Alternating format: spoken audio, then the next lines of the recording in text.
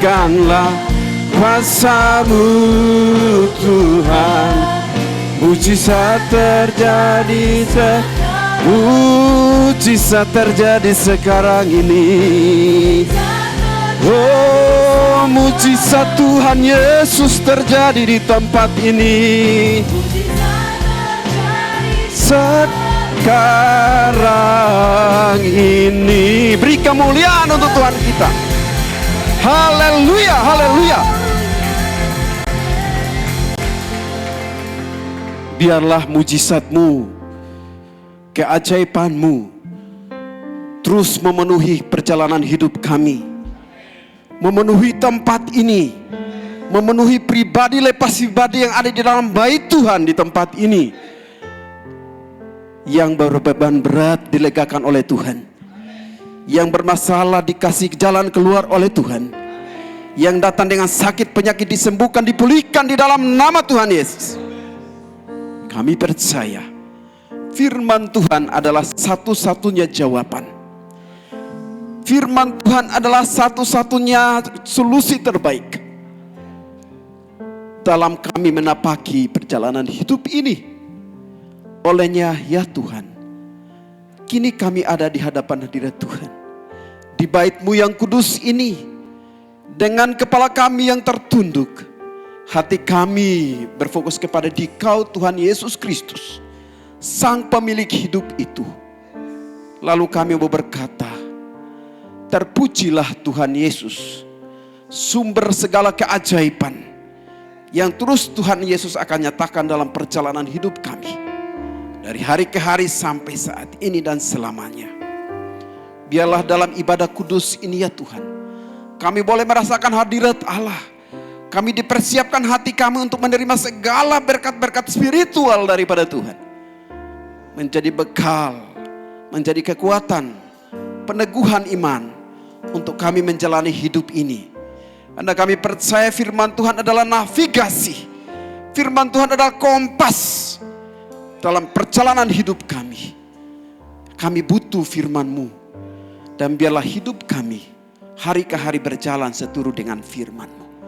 Bersabdalah kepada kami sekalian sebagai umat-Mu dalam ibadah yang kudus dan penuh hadirat Tuhan ini. Biarlah kami dapat menerima segala berkat rohani itu. Segala kuasa kegelapan, kuasa iblis yang mencoba mengganggu jalannya pemberitaan firman, kami tolak di dalam satu nama Tuhan Yesus Kristus. Biarlah Roh-Mu yang kudus mencerahkan seluruh hidup kami, pikiran kami, perasaan kami, dan hati kami, dan totalitas kami disiapkan oleh Roh-Mu yang kudus untuk kami dapat menerima berkat rohani firman-Mu. Terpujilah nama-Mu kekal selama-lamanya. Di dalam nama Tuhan Yesus Sang Firman itu, hati kami penuh dengan sukacita dan ucapan syukur menyambut sabda-Mu. Haleluya. Semua yang percaya katakan amin. Puji Tuhan. Bapak Ibu silakan duduk. Shalom. Ada sukacita? Puji Tuhan. Bapak Ibu jemaat Tuhan, sebelum kita masuk ke dalam perenungan firman Tuhan dalam ibadah kudus pagi hari ini,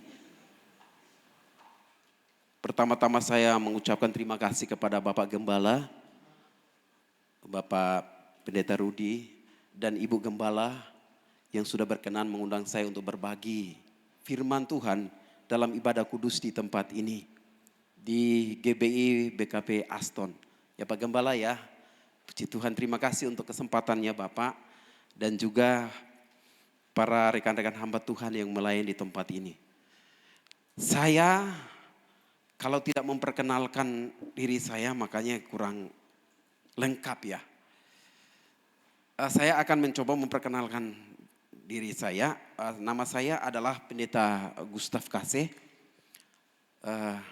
Saya sudah berkeluarga, tentu saja satu istri untuk selamanya. Dan Tuhan mengaruniakan kami 2 orang putra yang tidak kalah gantengnya seperti saya. Semua adalah laki semua. Yang satu hari ini menjadi, dan di mana-mana saya pergi pasti dia akan menjadi driver saya. Karena saya agak bermasalah dalam masalah untuk ngetir mobil, apalagi kalau pulang kampung ke Jawa. pasti saya akan melihat apakah sudah selesai kuliah atau belum nih. Sekarang dia ada kuliah di Universitas Kristen Indonesia di Cawang. Yang satunya masih kecil, usia 11 tahun. Dia ada di SD Bintang Timur bersama dengan mamanya. Kebetulan istri adalah seorang guru, ya, dan kami hari-hari ada di dalam dunia pendidikan juga, gitu ya. Asal saya adalah dari Nusa Tenggara Timur, Bapak Ibu. Ya, NTT. Biasa kalau orang bilang NTT itu adalah, ya, nasib tidak tentu ya. NTT nasib ya, nasib yang memang tidak tentu nanti. Benar Pak. Tapi saya bilang sama teman-teman yang memang berkata NTT itu adalah orang-orang yang nasib tidak tentu. Saya bilang itu justru NTT itu adalah nanti Tuhan tolong mereka. Ya, nanti Tuhan tolong mereka orang-orang yang nasib tidak tentu gitu. Itu dia. Saya sendiri tinggal di Bekasi, Tambun. Bapak Ibu pasti tahu perumahan Gria Asri dari 2008 sampai saat ini. Saya memang memutuskan untuk tinggal di sana karena Tuhan memberikan kami satu tempat. Dan bersama dengan istri dan anak-anak, kebetulan istri juga ngajar. Dan kami tinggal di sana. Harusnya saya tinggal di Jakarta Barat, di gereja di mana saya menggembalakannya. Hari-harinya Bapak Ibu saya sebagai dosen. Saya adalah wakil ketua satu sekolah tinggi teologi Apolos Jakarta. Kebetulan Pak Gembala adalah alumni kami. Dan saya bilang ini senior saya tadi ketemu nih. Luar biasa. Tadi ngobrol-ngobrol mudah-mudahan kedepannya bisa join lagi. Dan kebetulan juga saya ngajar di beberapa STT termasuk di Stagal B dan pas di kelas saya ketemu dengan Ibu Gembala ya. Seingat saya mata kuliah Kristologi kalau tidak salah. Iya, ketemu Ibu Gembala di kelas itu. Sedang juga, mungkin udah mau selesai ya Bu Gem ya. Puji Tuhan. Dan saya juga selain daripada menjadi dosen Bapak Ibu, saya juga seorang gembala gereja. Saya menggembalakan satu gereja Tuhan yang ada di Mangga Besar Jalan Harum Manis, namanya GKRI Pondok Daud. Sekarang kami jam 10 setiap minggu live streaming. Hari ini saya tidak hadir. Dan kayaknya baru pertama kali saya memang izin dari gereja saya untuk memang melayani gereja ini. Serius Bapak Ibu. Sampai kemarin teman-teman bertanya, kenapa Pak Gembala harus jam 10? Saya bilang bersamaan jamnya. Sudah jauh-jauh hari dijadwalkan. Sering saya diundang Bapak Ibu untuk teman-teman GBI. Kebetulan STT Apolos ini adalah kebanyakan rekan-rekan hamba Tuhan yang dari GBI juga. Dan kami berkampus di GBI Baselia, Kelapa Gading Pak Gembala. Ya, jadi ada kemarin saya ngajar juga di GBI Baselia. Kami bersyukur kebanyakan alumni-alumni kami juga bisa berkontribusi untuk alma mater. Baik Bapak Ibu dan itu sedikit perkenalan. Saya pikir kita akan jauh lebih banyak mengenal Tuhan Yesus daripada mengenal diri saya sendiri. Karena waktu kita cuma 40 menit. Bapak Ibu ini dikasih oleh Tuhan kita Yesus Kristus. Hari ini saya mengajak kita sekalian sebagai umat Tuhan untuk kita melihat satu tema yang menarik. Dalam kitab suci khususnya 1 Samuel pasal 1 ayat yang ke-1 sampai dengan 28. Kita akan membacakan firman Tuhan ini secara silih berganti. Saya baca ayat yang pertama atau ganjilnya, Bapak Ibu yang genap. Mohon kesediaan Bapak Ibu, mari kita menghormati firman Tuhan, kita berdiri bersama. 1 Samuel pasal 1 ayat 1 sampai dengan ayat yang ke-28. Saya ayat 1. Demikian firman Tuhan Allah kita, lahirnya Samuel. Ada seorang laki-laki dari Ramataim, Zofim, dari pegunungan Efraim, namanya Elkana bin Yeroham bin Elihu bin Tohu bin Suf, seorang Efraim. Sama-sama.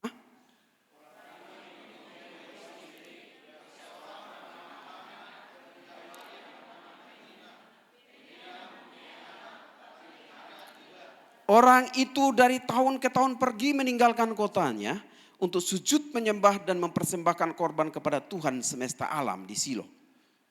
Di sana yang menjadi imam Tuhan ialah kedua anak Eli, Hofni dan Pinihas.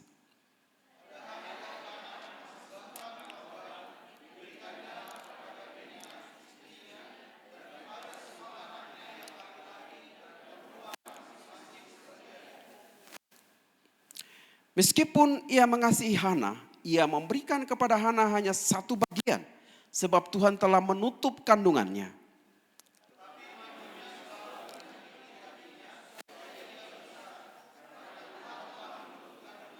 Demikianlah terjadi dari tahun ke tahun. Setiap kali Hana pergi ke rumah Tuhan, Penina menyakiti hati Hana sehingga ia menangis dan tidak mau makan.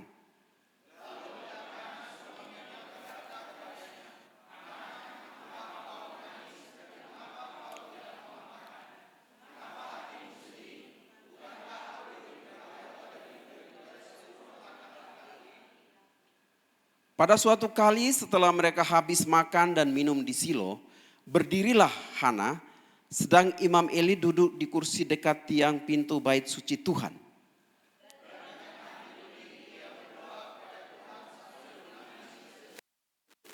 Kemudian bernazarlah ia, katanya, Tuhan semesta alam, jika sungguh-sungguh engkau memperhatikan sengsara hambamu ini dan mengingat kepadaku dan tidak melupakan hambamu ini, tetapi memberikan kepada hambamu ini seorang anak laki-laki, maka aku akan memberikan dia kepada Tuhan untuk seumur hidupnya dan pisau cukur tidak akan menyentuh kepalanya.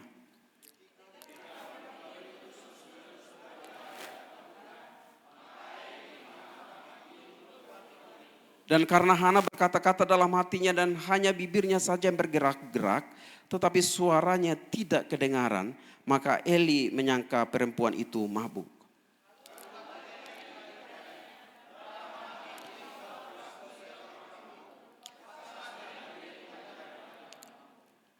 Tetapi Hana menjawab, bukan, tuanku, aku seorang perempuan yang sangat bersusah hati.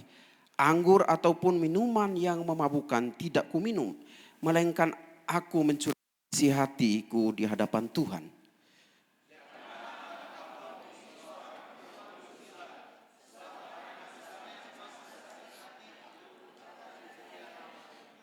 Jawab Eli, pergilah dengan selamat dan Allah Israel akan memberikan kepadamu apa yang engkau minta daripadanya.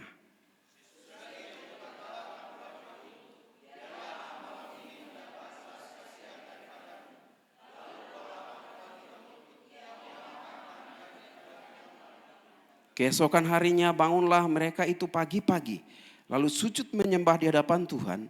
Kemudian pulanglah mereka ke rumahnya di Rama. Ketika Elkana bersetubuh dengan Hana istrinya, Tuhan ingat kepadanya.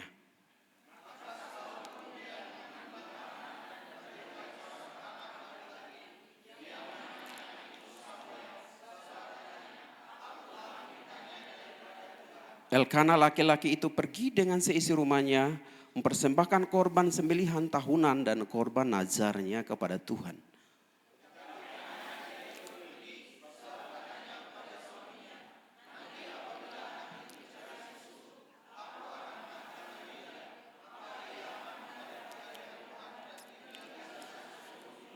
Kemudian Elkana suaminya itu berkata kepadanya, perbuatlah apa yang kau pandang baik, tinggallah sampai engkau menyapih dia.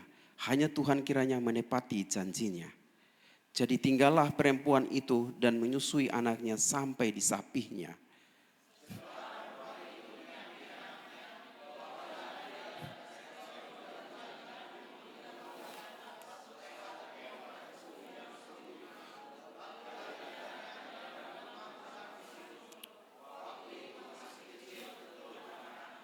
Setelah mereka menyembelih lembu, mereka mengantarkan kanak-kanak itu kepada Eli.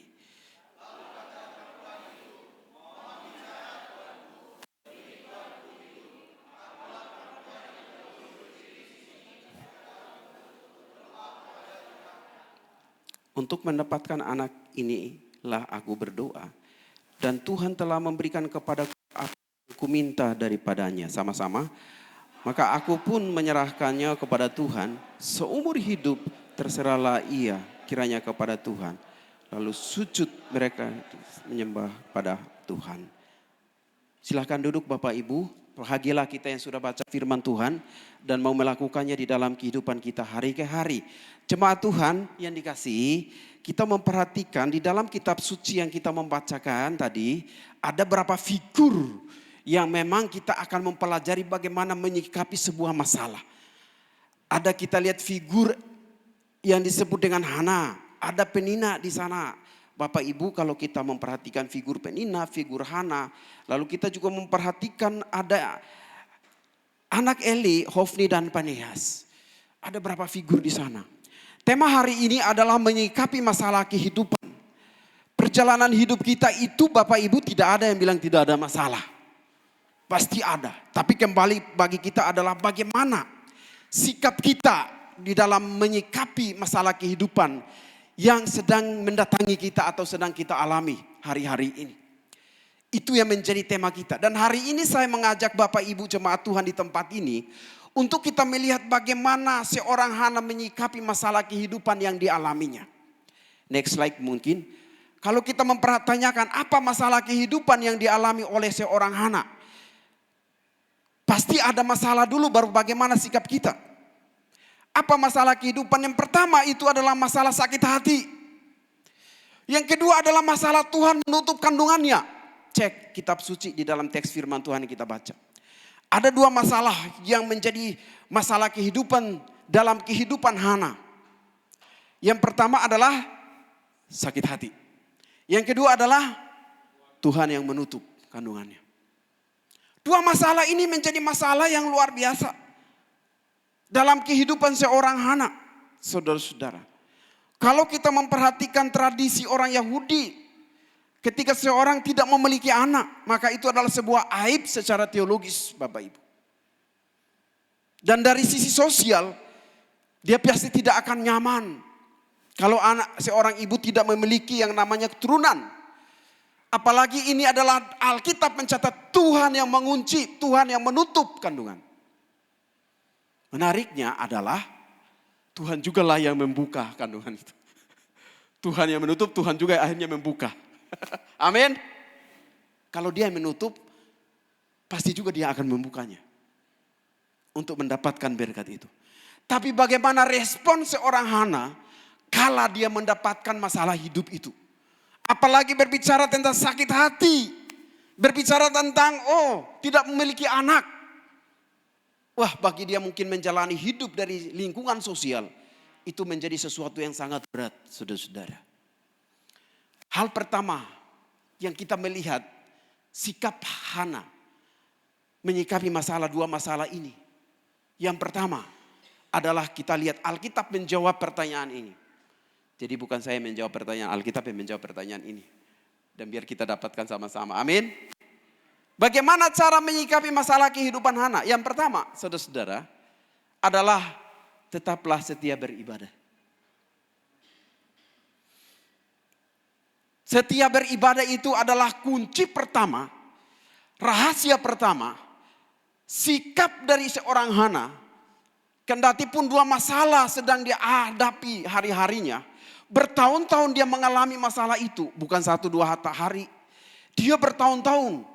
Tetapi dia tidak mundur daripada ibadah. Dia tidak meninggalkan persekutuan ibadah. Dia setiap tahun datang kepada bait Allah. Kala itu walaupun dia berjumpa dengan yang namanya Penina. Yang adalah madunya. Tetap dia datang. Dia tidak peduli. Mau ada masalah. Ada rival saya di sana. Ada lawan saya di sana yang menyakiti hati saya. Enggak peduli.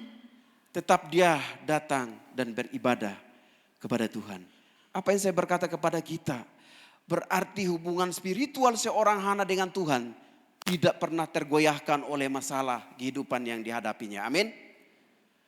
Hubungan spiritual, hubungan rohaninya dengan Tuhan tetap menjadi yang pertama dan utama dalam seorang Hana, saudara-saudara. Ini sikap seorang anak Tuhan. Kala dia menghadapi masalah sakit hati. Kala dia menghadapi mungkin masalah-masalah lain. Dalam konteks ini tidak punya keturunan. Dia tetap Tuhan adalah pemilik hidup segala-galanya. Dia mungkin memandang masalah itu biasa. Tapi Tuhan yang disembah mungkin luar biasa dan lebih daripada masalah yang dihadapinya. Saudara-saudara yang dikasih oleh Tuhan kita Yesus Kristus. Ini menarik bagi kita. Ketika orang menghadapi masalah. Apalagi ketemu dengan sesama satu tempat, satu gereja. Mungkin akan berpikir jauh. Kak, saya nggak mau ke gereja deh. Saya nggak mau beribadah karena ada dia di sana. Pasti juga ketemu dia akan menyakiti hati saya dan saya nggak senang lihat mukanya.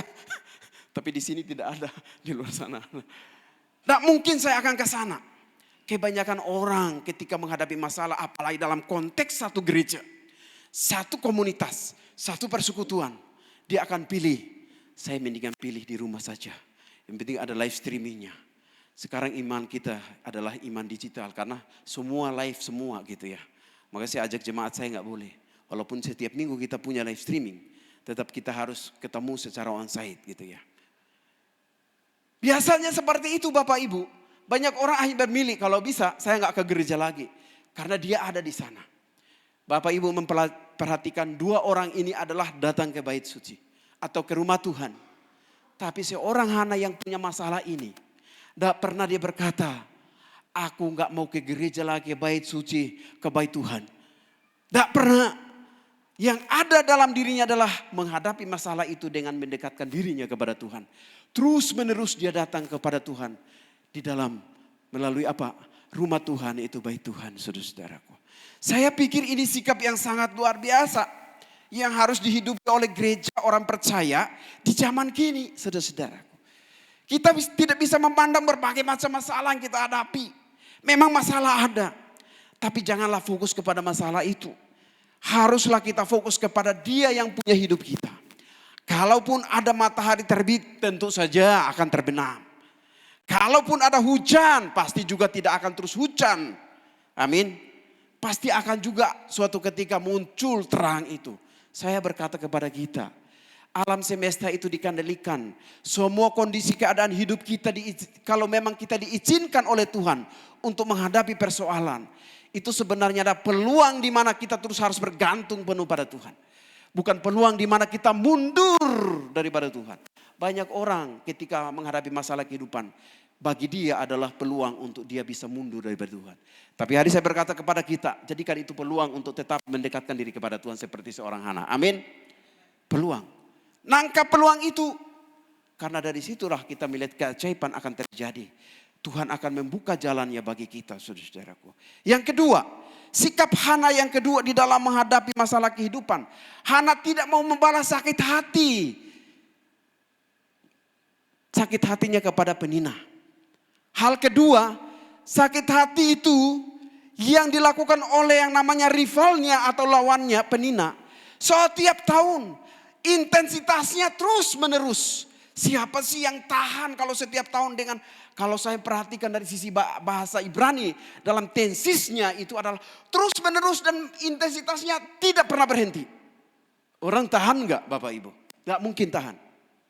Apalagi setiap berulang-ulang kali. Kata berulang-ulang itu Bapak Ibu, sesuatu yang kita lakukan berulang-ulang itu akan terbentuk menjadi sebuah velios. Velios itu terbentuk akhirnya menjadi nilai, velios itu nilai. Nilai itu Bapak Ibu akan menjadi sebuah budaya, sebuah kebiasaan. Saya kasih contoh Bapak Ibu. Selama ini kita makan berulang-ulang pakai tangan kanan kita. Terbentuk. Gak mungkin suatu ketika kita makan pakai tangan kiri akan tidak terbentuk. Karena berulang-ulang. Bapak Ibu selama ini kancing baju Bapak Ibu dari atas sampai ke bawah. Selama ini pasti begitu otomatis dari atas sampai ke bawah. Karena berulang-ulang. Jadi terbentuk. Amin. Terbentuk. Satu kebiasaan. Dan itu sudah terbiasa. Masalahnya juga sama. Ini berulang-ulang. Berarti adalah sesuatu yang sudah menjadi kebiasaan seorang Penina. Sudah menjadi sebuah velios. Velios itu adalah gambaran abstrak dalam otak manusia yang diekspresikan melalui kebudayaan atau kebiasaan hari-harinya. Maka Alkitab berkata berulang-ulang dia menyakiti hati seorang Hana. Artinya bahwa menjadi sebuah kebiasaan, sebuah budaya.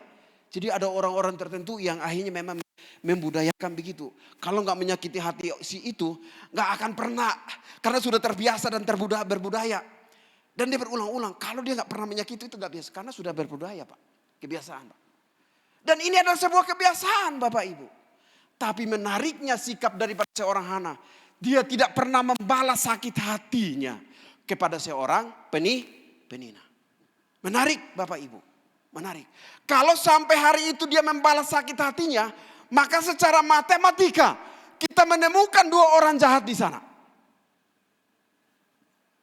Kita menemukan Hana juga seorang yang jahat, Penina juga seorang yang jahat. Dua orang jahat kita temu di sana karena saling baku balas. Dia menyakiti hati saya juga harus membalas.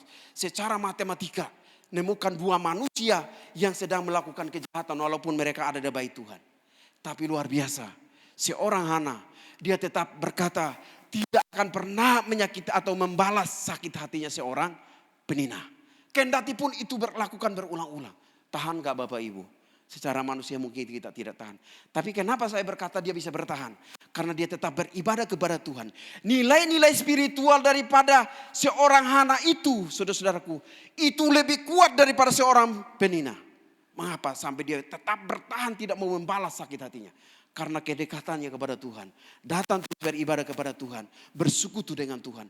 Itu yang memampukan dia gak ada kesempatan untuk membalas. Saya bertanya Bapak Ibu, peluang untuk membalas ada gak? Pasti ada. Ketemu dengan ketemu, pasti ada. Gak mungkin gak ada. Dia bisa juga membalas. Tapi kenapa demikian? Karena begitu tebalnya nilai spiritual dalam kehidupan seorang Hana, saudara-saudara. Akhirnya peluang itu tidak digunakan. Dia tetap tidak mau membalas sakit hatinya kepada seorang Hana. Saudara-saudaraku, balas kejahatan yang kejahatan manusiawi lah. Amin. Di luar sana begitu. Balas kejahatan yang kebaikan itu, saudara-saudaraku, itu ilahi. Nilai kebenaran. Mengapa saya berkata demikian? Karena firman Tuhan berkata begitu. Jangan pernah membalas kejahatan dengan kejahatan, tapi balaslah kejahatan dengan kebaikan. Berarti membalas kejahatan yang kebaikan itu adalah ilahi.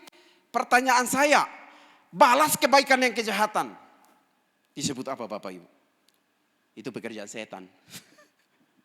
Orang sudah baik sama saya, lalu saya hanya balas dengan kejahatan. Kayaknya gak ada di dalam dunia inilah. Amin.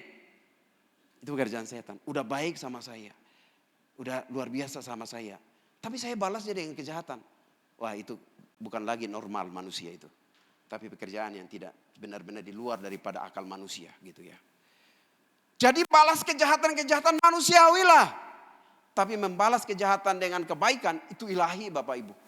Kebenaran. Tapi kalau membalas kebaikan dan kejahatan, itu pekerjaan kegelapan itu. Saudara-saudara yang dikasih oleh Tuhan kita Yesus Kristus. Inilah seorang Hana tidak mau membalas sakit hatinya kepada seorang Penina. Dia pilih untuk tetap menjadi pribadi yang melakukan firman Tuhan. Perhatikan, cek aja Alkitab, teks firman Tuhan kita baca. Gak pernah ada peluang untuk balas Bapak Ibu. Itu sikap yang luar biasa. Suatu ketika saya melayani seorang anak Tuhan. Dia juga adalah pelayan Tuhan. Di usia 70 tahun Bapak Ibu. Kebetulan di Mangga Besar. Dia punya keluarga itu adalah bergabung di gereja saya gembalakan. Ya, gereja saya gembalakan. Lalu di usia 70 tahun. Dia kecewa dengan Tuhan itu di usia 17-18 tahun. Usia masih remaja lah. Ya mungkin seperti putra saya. Ya putra saya. Dia kecewa. Awalnya dia itu adalah orang yang semangat melayani Tuhan. Gitu ya.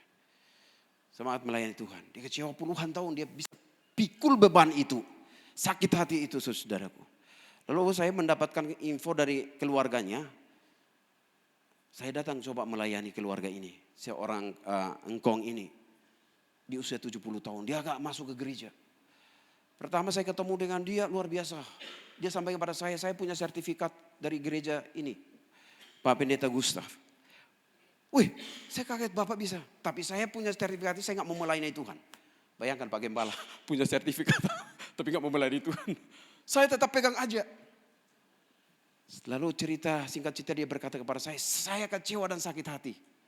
Wah, dengan seorang majelis gereja dulu, di gereja lama, pertama saya ada di sana. Di usia saya dan ulang tahun hari HUT saya, hari ulang tahun saya, hari yang penuh kebahagiaan, di situ sepeda gereja itu hilang. Lalu dia menyatakan pada saya, kamulah yang mencuri sepeda gereja ini. Dari situ dia kecewa dan dia berkata, saya tidak pernah mencuri itu. Saya tidak akan masuk lagi kepada gereja itu. Sampai usia 70 tahun. Lalu pertanyaan dia singkat kepada saya tanya, sebelum dia bertanya, saya bertanya kepada dia, apakah Pak Majelis itu masih ada atau sudah tiada di planet bumi ini? Dia berkata, beliau sudah di surga. Tapi saya mau tanya Pak Pendeta Gustaf, bisa nggak nanti sampai akhirnya Tuhan panggil saya dan saya ketemu dia di surga, saya pindahkan dia dari surga untuk ke neraka, saya yang di surga karena masalah sakit hati Pak. Saya bilang bayangkan orang Kristen masalah sakit hati sampai diselesaikan di surga. Pindah-pindahan lagi di sana. Bayangkan Bapak Ibu, ini fakta. Saya bilang pertanyaan Bapak saya tidak bisa menjawab. Yang punya surga itu hak prerogatif Tuhan. Tapi cuma satu, masalah sakit hati harus diselesaikan di dalam dunia ini. Tapi dia sudah tidak ada Tuhan. Doakan dia, ampuni. Supaya jangan sampai terjadi penyelesaian masalah sakit hati di surga sana. Bayangkan orang Kristen saudara-saudara. Sampai masalah sakit hati mau diselesaikan di surga sana. Di sana gak ada penyelesaian masalah sakit hati. Selesaikan di dalam dunia ini. Amin. Gak usah sampai di surga sana seperti Singkong ini. Dia juga sudah meninggal. Usia 70 tahun. 73 tahun. Dia dipanggil Tuhan. Tapi sempat dia dipulihkan oleh Tuhan melalui gereja yang saya gembalakan. Puji Tuhan. Dan akhirnya dia melupakan kalimat dia sendiri. Puji Tuhan saya dipulihkan dan saya tidak mau lagi untuk melakukan hal. Pertanyaan. Saya bilang tidak bisa. Bapak tidak bisa sampai ke surga baru bilang pindah-pindahan di sana. Karena yang surga yang punya Tuhan Yesus. Jadi kayak saya berharap Bapak berdua ini bisa ada di sana semua. Jangan sampai pindah-pindah di sana gitu ya. Itu. Jadi masalah sakit hati sampai saudara-saudaraku selesaikan di surga. Saya berkata kepada kita selesaikanlah segera masalah sakit hati. Dan kalau bisa tidak perlu dibalas sakit hati itu seperti seorang Hana. Ini menarik. Gak pernah membalas sakit hati. Karena apa? Kekuatan spiritual seorang Hana itu jauh melebihi masalah ini. Itu yang hebat. Kalau orang tidak punya kekuatan spiritual, saudara-saudaraku, peluang banyak dia bisa lakukan. Cara apa aja dia bisa lakukan. Karena dia punya kekuatan kedagingan. Maka kekuatan kedagingan itu menjadi tuannya. Dia jadi budaknya. Dan peluang masalah seperti ini dia bisa berpeluang untuk membalas. Karena dia punya kekuatan kedagingan yang luar biasa. Tapi kita anak Tuhan, saya berkata kepada kita, punyalah kekuatan spiritual seperti seorang Hana. Yang tidak punya peluang, walaupun ada peluang, tapi dia pandang itu akan mencelakakan dirinya. Dan berbuat dosa. Dan tidak akan melihat jalan Tuhan dan jawaban Tuhan terbit atas hidupnya. Amin.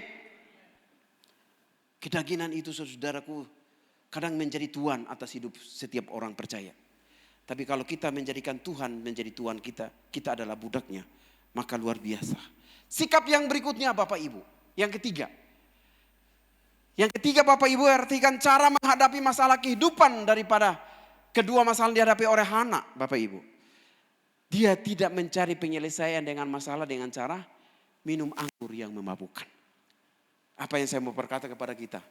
Jangan pernah menggunakan cara dunia untuk menyelesaikan masalahmu. Amin. Cek aja Alkitab. Ya saya memang khotbah seperti Bapak Ibu. Ya agak sistematis sedikit. Karena kita figur Hana ya kita coba melihat bagaimana Hana itu menyikapinya. Dia tidak menyelesaikan masalah hidupnya dengan cara dunia. Bapak Ibu kalau ada masalah. Banyak orang ketika punya masalah itu. Ketika sakit datang kepada dokter. Baik itu. Dan benar. Amin. Kita sakit datang kepada dokter itu baik dan benar. Gak ada salah. Ketika kita mengalami pergumulan hidup. Ya masalah tidak habis kunjungnya.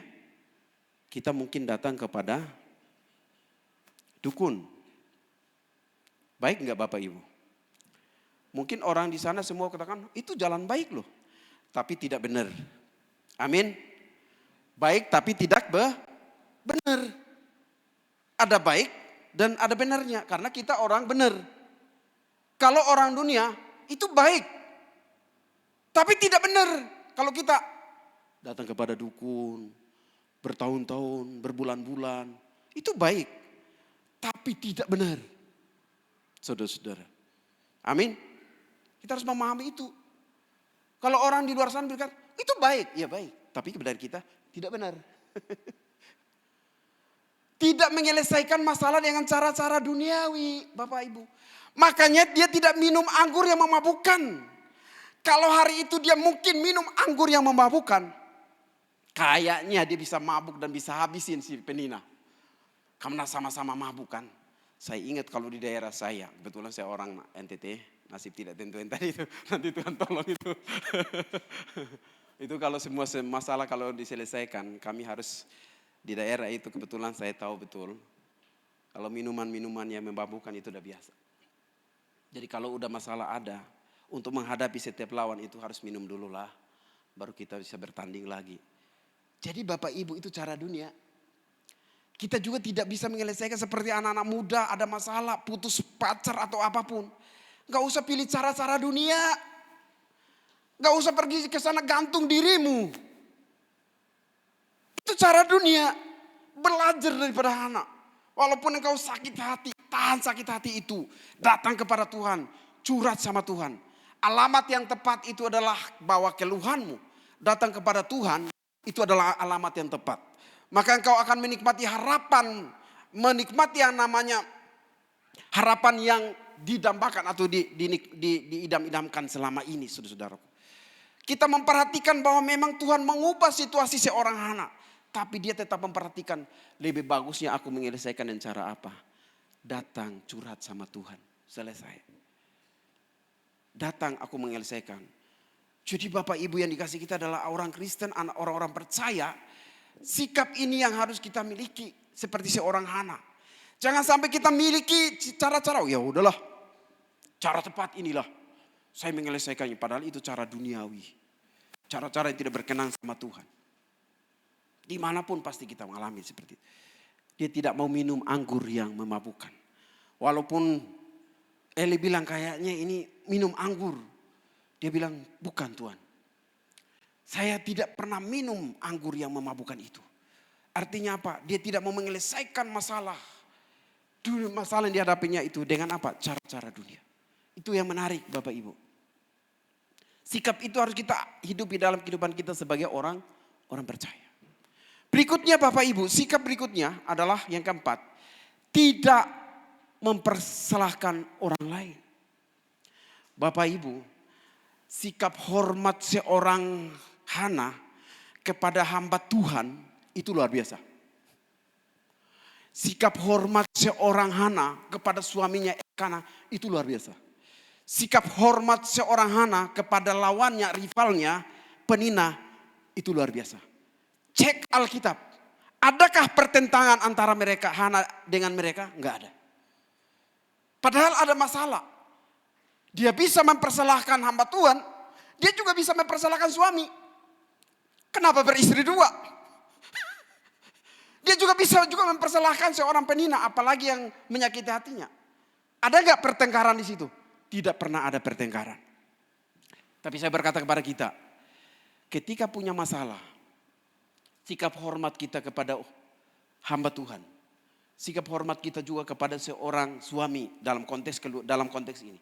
Sikap hormat kita juga kepada sahabat kita yang mungkin menyakiti kita.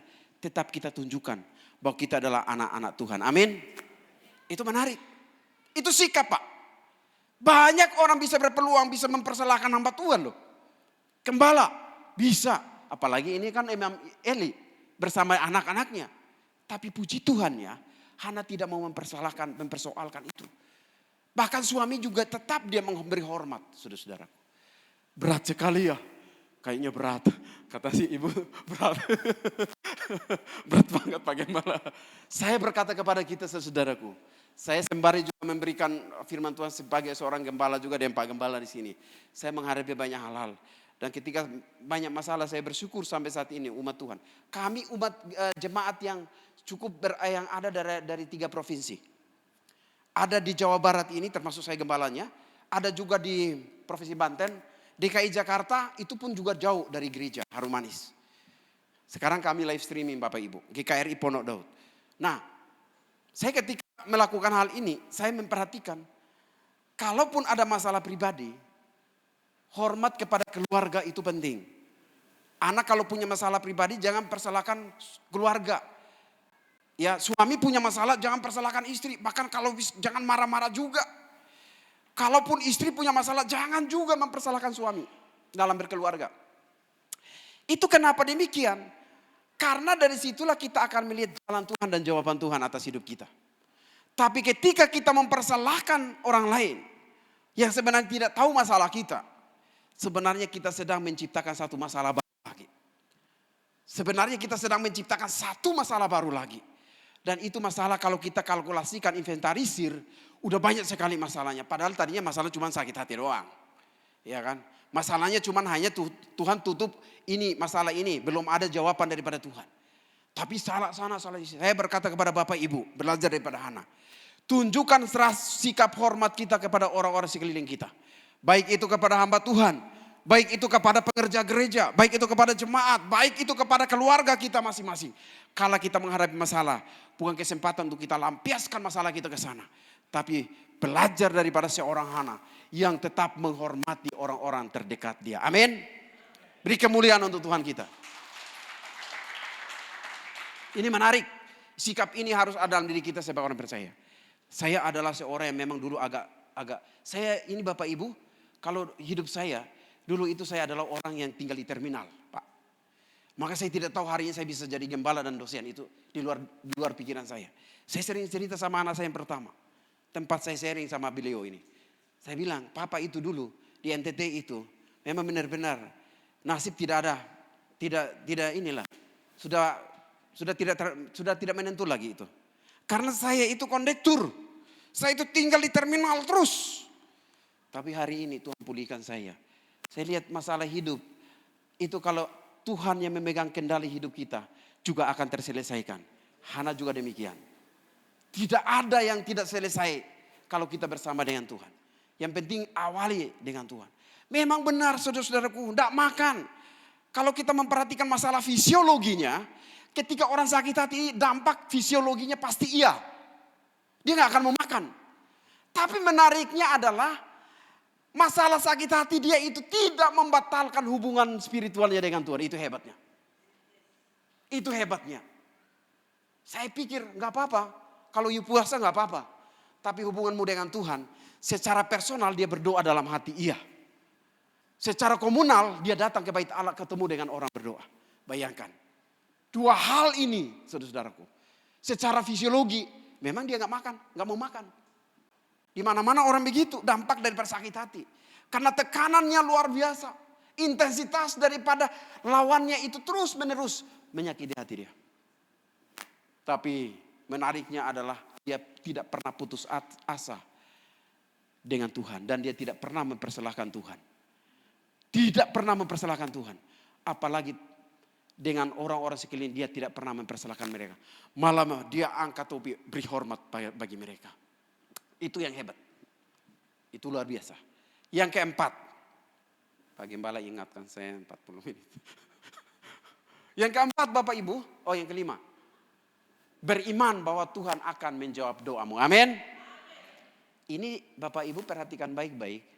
Imam Eli ya. Kalau Bapak Ibu mungkin itu agak kecil ayat firman Tuhan. 17-18 saya baca bagi kita. Jawab Eli, pergilah dengan selamat dan Allah Israel akan minta daripadanya. Sesudah itu berkatalah perempuan itu, biarlah hambamu ini mendapatkan belas kasihan daripadamu. Lalu keluarlah perempuan itu, ia mau makan dan minum. Saudara-saudara, perhatikan baik-baik. Ini seorang hamba Tuhan yang luar biasa Eli. Zaman sekarang kan hamba Tuhan. Ya, Eli, ya kan, suruh dia imanilah setiap perkataan firman Tuhan daripada di dalam kitab suci dan engkau akan mendapatkan segala sesuatu. Iman itu adalah fondasi Bapak Ibu untuk kita membangun relasi dengan Tuhan.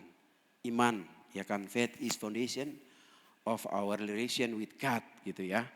Iman itu adalah fondasi ya dari kita membangun hubungan dengan Tuhan. Kalau kita berkata seorang dia percaya betul, iman itu berarti mempercayakan hidupnya kepada kebenaran firman Tuhan, janji-janji Tuhan. Pasti akan tergenapi atau pasti ada jawaban yang Tuhan siapkan baginya. Ini perkataan Eli, perkataan hamba Tuhan. Perkataan hamba Tuhan. Yang disampaikan oleh orang-orang yang bermasalah. Dia bilang sama begini, Eli hamba Tuhan itu dia bilang, pergilah ya berikan kepadamu apa yang kau minta daripada Tuhan. Pasti Tuhan akan memberi kepadamu. Maka disinilah orang hamba Tuhan luar biasa. Tuhan pakai hamba Tuhan untuk menyampaikan suara Tuhan dalam bentuk yang disebut nubuatan, dan akhirnya itu tergenapi dalam kehidupan orang yang bermasalah, yang sakit hati, dan Tuhan tadi tutup kandungannya.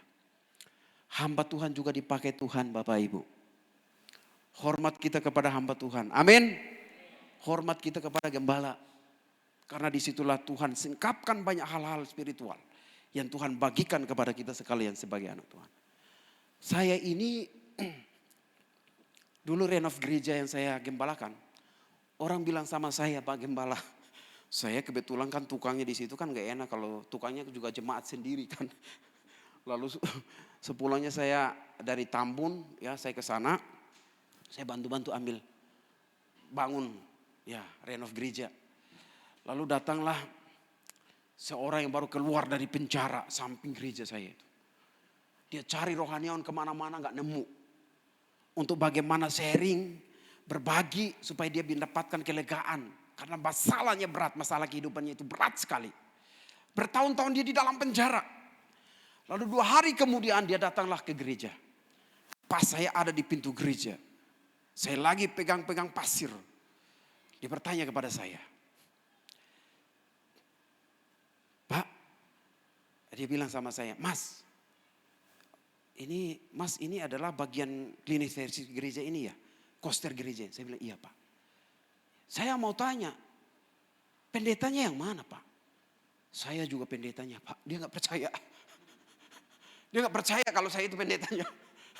Datanglah dia tanya kepada bendahara saya, lagi pegang-pegang batu juga. Dia bilang, kok saya mau tanya, mau ketemu dengan pendeta gereja ini, pendeta yang mana ya? Itu Pak yang tadi ngomong sama Bapak. Oh itu pendetanya? Iya. Saya gak mau imitasi dan pendeta-pendeta lain, tetap aja saya jadi diri saya pendeta. Karena saya tahu Tuhan pulihkan saya dan caranya Tuhan. Dia datang lagi ke saya. Memang benar Bapak pendeta, kalau Bapak gak percaya, terima kasih. Dia tanya lagi tukang yang satu, iya betul Pak, beliau adalah pendeta gereja ini. Saya datang, mohon maaf Pak pendeta, saya baru pertama kali ketemu seorang pendeta yang kecil seperti Bapak. Bayangkan itu Pak. Saya bilang gak apa-apa. Yang kedua, saya kalau ketemu selama lihat pendeta itu pakai jas, pakai segala-galanya, saya bilang ya saya karena jadi tukang Pak, jadi begini. Tapi kalau Bapak ketemu saya di gereja di hari Minggu mungkin beda juga, saya gak mungkin pakai pegang ini. Lalu dia bilang sama saya tadi pagi memang meragukan kalau ini pendeta. Ya gak apa-apa Pak, silakan. Mohon maaf. Dia sebut-sebut maaf langsung dia nangis di depan saya. Saya mau ketemu Bapak. Saya mau ketemu dengan Bapak untuk sharing. Masuklah ke gereja. Begitu masuk pintu gereja masih berantakan, dia langsung bilang sama saya, Pak, ya histeris nangis gitu. Nangis kencang sekali. Sampai tukang-tukang pada datang. Kenapa Bapak itu nangis ya Bapak? Saya juga gak tahu. Biarin aja dia nangis dulu. Ternyata beban hidupnya berat sekali. Beban hidupnya berat sekali, saudara-saudaraku. Lalu akhirnya saya mendoakan dia. Saya menyampaikan perkataan-perkataan firman Tuhan. Saya bilang imani setiap janji firman Tuhan. Ternyata Tuhan ubah hidupnya. Yang beban berat tadinya. Tuhan pakai hamba Tuhan untuk memulihkan orang-orang yang berbeban berat itu. Amin. Maka Bapak Ibu jemaat Tuhan beri hormat untuk gembala yang Bapak Ibu beliau gembalakan kita. Amin. Itu luar biasa. Tidak ada istilah kebetulan dalam dunia pelayanan Pak. Mau kecil mau besar itu Tuhan pakai kita dengan caranya Tuhan. Itu yang hebat. Kalau Eli bilang sama seorang anak, pulang. Percaya dengan imanmu, kau akan menerima janji yang Tuhan sudah janjikan itu. Perkataan firman Tuhan itu perkataan yang penuh kuasa, saudara-saudara. Itu menarik bagi kita. Yang terakhir, Hana tetap menepati janjinya kepada Tuhan. Bapak Ibu menariknya, sesudah itu datanglah seorang Samuel lahir. Menepati janji Tuhan. Jadi dia janji kalau Tuhan buka jalan, Tuhan berkati dia tetap akan menepati nazarnya pada Tuhan. Itu banyak masalah kehidupan yang kita hadapi. Saat kalau sudah Tuhan tolong kita dan sudah berjanji dengan Tuhan, jangan lupa untuk menepati apa yang sudah kita janjikan kepada Tuhan. Amin. Itu luar biasa. Itu janji Tuhan luar biasa. Bapak Ibu sudah berjanji, kalau Tuhan sudah sembuhkan, Tuhan sudah pulihkan usaha saya, Tuhan sudah pulihkan keluarga saya mau berbagi untuk Tuhan. Catat kalimat itu. Kalau Tuhan pulihkan saudara, tepati janjimu di hadapan Tuhan. Seperti seorang Hana. Amin. Itu yang maunya Tuhan seperti itu. Sikap yang hebat. Jangan sampai Tuhan sudah pulihkan saudara. Malah saudara akhirnya mundur daripada Tuhan. Dan terus bersuka cita dengan berkat-berkat Tuhan. Itu juga titipan Pak. Kalau engkau bersuka cita terus dengan sumber berkat itu pasti is the best. Amin. Bersuka citalah dengan yang berberkat. Jangan bersuka cita dengan yang namanya berkat-berkat. Maka ketika kita kehilangan segala-galanya kita pasti akan kecewa. Tapi kalau kita terus bersuka cita dengan sumber berkat itu Tuhan Yesus sendiri, maka masalah pun pasti ada. Tapi kita tetap menikmati hidup ini selamanya penuh dengan sukacita. Karena apa? Tuhan bisa akan membuka jalan dengan caranya ajaib. Amin. Ini luar biasa bagi kita. Yang terakhir untuk kita dapat hadapi atau ingat sikap menyikapi masalah kehidupan. Tetaplah beribadah. Yang kedua, jangan membalas sakit hati. Yang ketiga, jangan menyelesaikan masalahmu dengan cara dunia. Karena itu bukan kehendak Tuhan. Lalu yang keempat, jangan pernah juga mempersalahkan orang lain. Ya, lalu beriman kepada Tuhan. Tuhan pasti akan menjawab doamu. Semua itu kalau dipulihkan oleh Tuhan. Ingat, bersyukurlah kepada Tuhan. Janji yang kau pernah ucapkan harus engkau nyatakan seperti seorang Hana. Itu Tuhan kehendaki dalam perjalanan hidup kita sebagai orang percaya. Terpujilah nama Tuhan Yesus Kristus, Allah pencipta alam semesta ini, hidup kita dan percayakan pelayan kudus kita. Biarlah dia ditinggikan dan dimuliakan dalam hidup kita. Amin. Mari kita berdoa Bapak Ibu. Bapa di surga, dalam nama Tuhan Yesus kami bersyukur, berterima kasih. Segala peluang yang Tuhan beri bagi kami. Kami belajar daripada seorang Hana, figur Hana, menyikapi masalah kehidupannya yang sungguh memberkati, yang sungguh mengenangkan hati Tuhan. Ajar kami ya Tuhan untuk belajar daripada menyikapi segala masalah seperti seorang Hana ya Tuhan. Biarlah firman yang telah kami dengar dalam ibadah kudus ini termetrai dalam hati dan pikiran kami. Jadikan kami sebagai pelaku-pelaku firman Tuhan yang aktif. Agar hari ke hari kami terus melihat segala pemberkatan, segala keajaiban berlaku dalam hidup kami. Berkati Bapak Gembala, Ibu Gembala di tempat ini bersama dengan penata layan gereja ini. Urapan jamahan Tuhan turun atas hamba-Mu bersama keluarga di dalam menggembalakan gereja yang Tuhan percayakan. Terima kasih untuk peluang ini ya Tuhan. Di dalam nama Tuhan Yesus Kristus Tuhan dan Juru Selamat kami. Bersyukur untuk kesempatan kami mendengarkan firman-Mu. Terpujilah nama Tuhan Yesus kekal selama-lamanya. Haleluya. Amin. Terima kasih buat hambanya yang sudah menyampaikan kebenaran firman Tuhan pagi hari ini. Tuhan Yesus memberkati. Kita akan memberikan persembahan yang terbaik untuk rumah Tuhan. Sambil memberikan persembahan, kita akan mendengarkan pengumuman untuk seminggu ke depan. Dipersilakan untuk tim multimedia.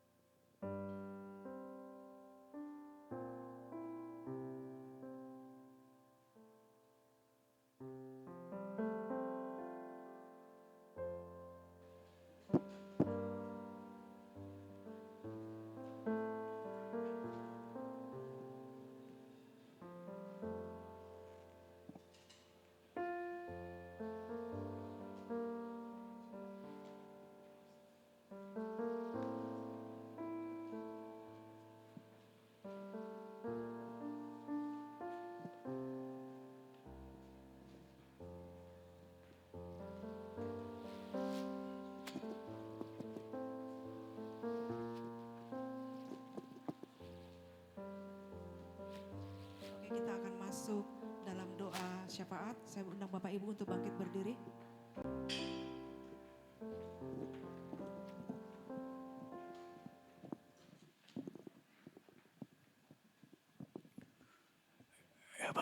Bapak Ibu, sebelum kita doa syafaat, kita mendengarkan pengumuman 1 minggu ke depan. Hari Selasa kita ada doa terobosan melalui aplikasi Jom pukul 20. Dan hari Rabu kita ada menara doa onsite dan online pukul 19 melalui aplikasi Jom. Dan hari Kamis dan Jumat ada call di wilayah masing-masing. Dan hari Sabtu kita ada morning prayer jam 5 pagi. Dan pengumuman terakhir jangan lupa, kita ada ibadah kenaikan Tuhan Yesus pada hari Kamis tanggal 14 jam 9 pagi di tempat ini. Ibadah hanya 1 kali. Ya, 1 kali diperhatikan dan jangan lupa, jangan sampai nanti ibadah kedua di sini tidak ada orang. Itu saja pengumuman. Mari kita tundukkan kepala dan kita berdoa. Terima kasih Bapa yang bertata di dalam kerajaan surga. Terima kasih Tuhan atas kehadiran-Mu ibadah kami di pagi hari ini. Kami sungguh merasa terberkati Tuhan atas kehadiran-Mu di ibadah ini Tuhan. Juga firman yang kami dengar yang begitu indah, yang merema dalam kehidupan kami. Dan kami semakin mengerti setiap masalah persoalan kami yang mungkin hari-hari kami hadapi seperti Hana. Kami menangkap Tuhan bahwa janganlah kami mengikuti apa kata dunia. Tapi kami berfokus kepada Allah yang hidup, Allah yang punya pengharapan, Allah yang sanggup melakukan perbuatan-perbuatan yang besar, yang sanggup menyelesaikan setiap masalah yang tidak mungkin manusia selesaikan. Dan firman-Mu Tuhan pagi hari ini sungguh memberkati hidup kami, bahkan jemaat-Mu pagi hari ini. Oleh sebab itu Tuhan Yesus, kami juga akan memberkati hamba-Mu dan kami akan mengangkat tangan Tuhan mengarahkan kepada hamba-Mu. Bapa, kami bersyukur pagi hari ini Tuhan, firman yang ditabur di tempat ini oleh hamba-Mu Bapak Pendeta Gustaf Kasih. Bapak, kami percaya setiap firman yang ditabur di tempat ini tidak akan kembali dengan sia-sia. Dan kami percaya firman merubah dan paradigma kami. Dan kami menjadi seturut dan kehendak dan selaras dengan firman-Mu. Sehingga hidup kami menjadi berkat bagi orang banyak. Hidup kami tidak terpengaruh dengan kontaminasi dengan keadaan dunia. Bahwa hidup kami hidup dengan kerajaan surga. Berkati hamba-Mu Tuhan dimanapun hamba-Mu berada. Di dalam pelayanan sebagai pendidik dan pengajar Tuhan. Dan mencetak setiap hamba-hamba Tuhan yang takut dan radikal akan Tuhan. Berkati keluarganya, berkati dalam pelayanannya. Apapun dia kerjakan, dia pikirkan saat ini Kau buat berhasil. Berikan dia kekuatan yang baru daripada Tuhan. Terima kasih Bapa dalam surga. Juga kami berdoa Tuhan. Setiap persembahan yang telah kami berikan untuk kemuliaan nama-Mu. Berkati Tuhan berkelimpahan setiap mereka. Baik pemberian persepuluhan. Baik rumah Tuhan, baik misi, bahkan persembahan umum. Tuhan kami percaya ketika hal ditabur Tuhan dengan hati dan kerelaan dan sungguh-sungguh di hadapan Tuhan. Kau akan berkati mereka berlimpah-limpah. Setiap apa dia kerjakan Tuhan perbuat berhasil. Rumah tangga yang harmonis yang takut akan Tuhan. Semuanya diberkati oleh Tuhan. Terima kasih Bapa dalam surga. Kalau sebentar juga kami akan berpisah dan kami akan pulang ke rumah kami masing-masing. Antarkan kami dan tibakan kami di rumah dan keadaan selamat. Segala roh maut, kecelakaan, mara bahaya mengintai dalam perjalanan. Kami tolak, kami patahkan kuasanya di dalam nama Yesus. Biar ada sejahtera terus mengikuti kami Tuhan. Sebelum kami akan meninggal tempat ini, biarlah kami rindu menerima berkat-Mu melalui hamba-Mu. Dalam nama Yesus.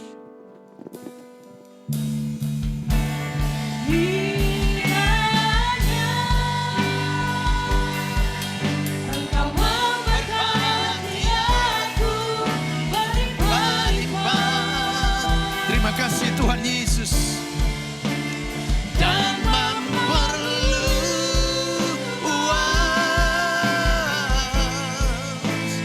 daerahku dan kita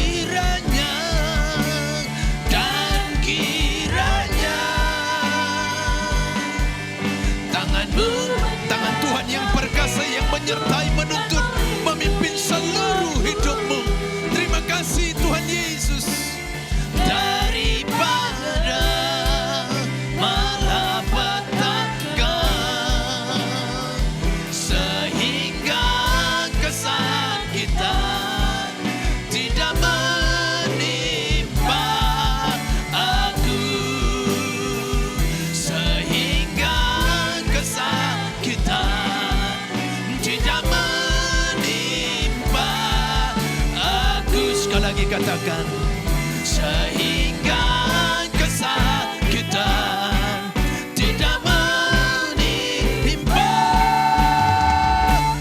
aku.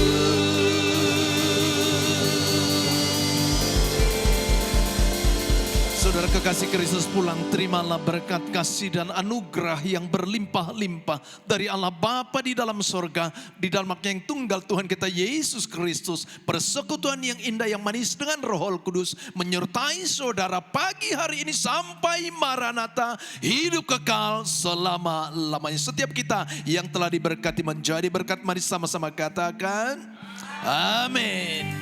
Salam kiri kanan saudara, jangan lupa hari Kamis kita ibadah jam 9.